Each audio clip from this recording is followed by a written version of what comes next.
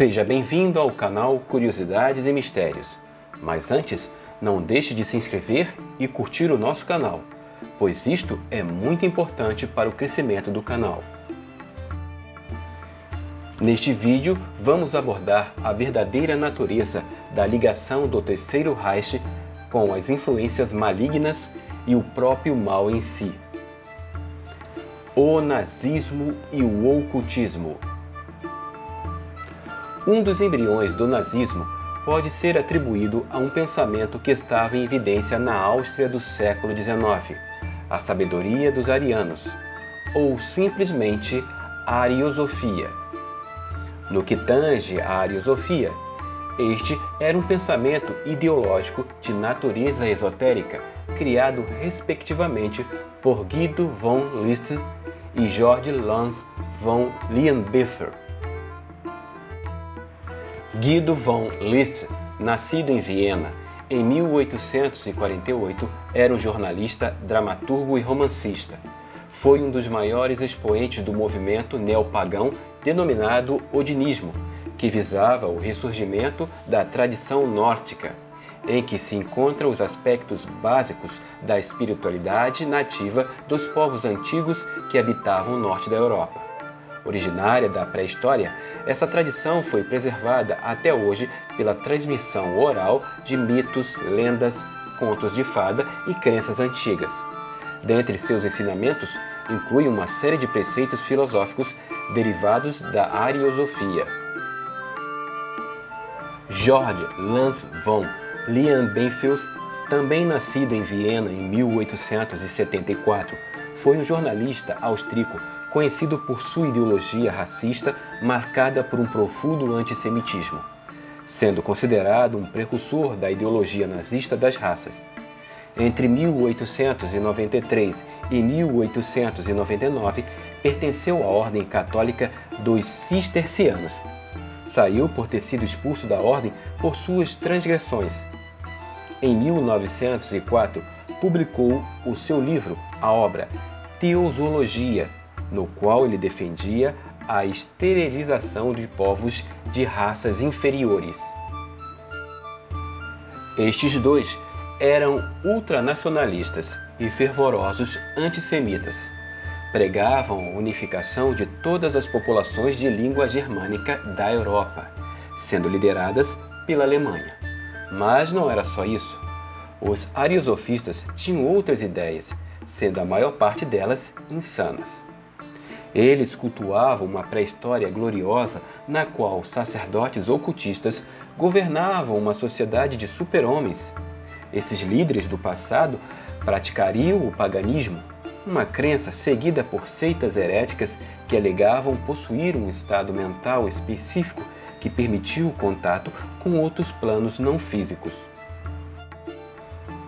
Um conhecimento esotérico especial, segundo Listen, é o estado mental específico que permite o contato com outros planos, como o plano esotérico, o plano astral e o plano espiritual.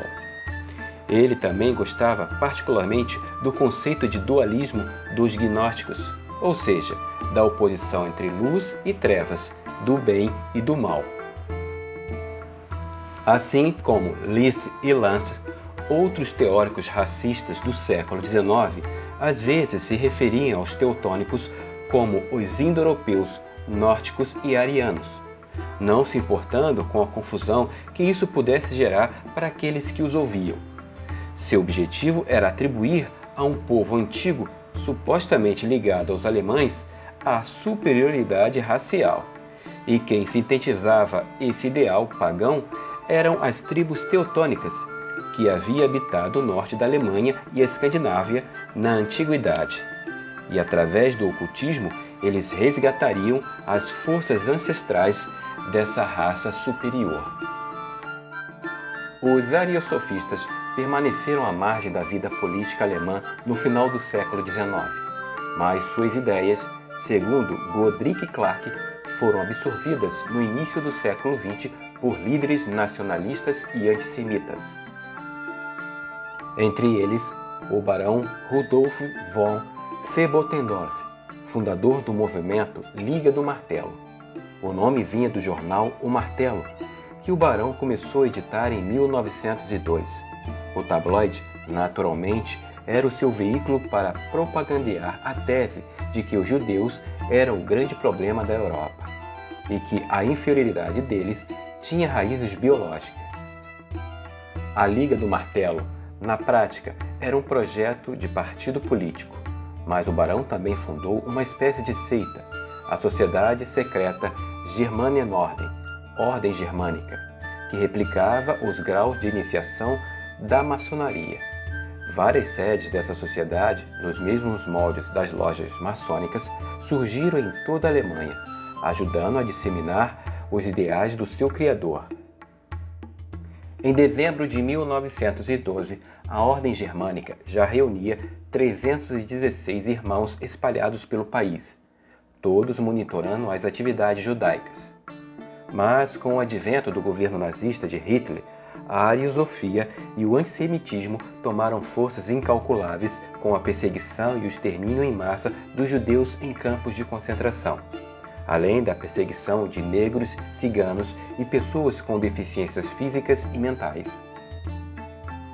Por outro lado, o ocultismo nazista tornou-se realidade quando Hitler encabeçou o ambicioso projeto de purificação da raça ariana e a invocação espirituais dos ancestrais de divindades nórdicas através de ritos pagãos secretos que entravam em contato com esses supostos espíritos e, particularmente, evocando a antiga ordem dos Cavaleiros Teutônicos.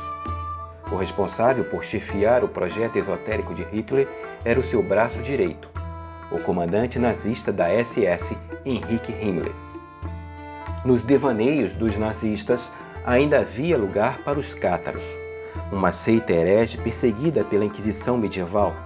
Os cátaros eram dualistas, pregavam a oposição entre um Deus mau e um Deus bom. O mau era Jeová, o Deus dos judeus no Velho Testamento, e isso agradava a Himmler. Otto Hahn, o maior especialista em cátaros da SS, jurava que a seita havia guardado o Santo Graal nos Pirineus franceses. Himmler, é claro, acreditava nessa história. Hoje, nenhum historiador questiona o fato de que o nazismo estava fortemente ligado ao ocultismo, pois Hitler e Himmler eram profundamente interessados por essas práticas pagãs. O que ainda se discute é até que ponto eles teriam se envolvido com isso. O historiador Peter Longerich arrisca uma teoria interessante. Para ele, a mitologia germânica, reforçada por todo tipo de ideias ocultas, tornou-se uma espécie de religião substituta para os nazistas. Bom, e por hoje é só. Se você gostou desse vídeo, então não deixe de curtir e comentar o nosso canal. Muito obrigado e até a próxima!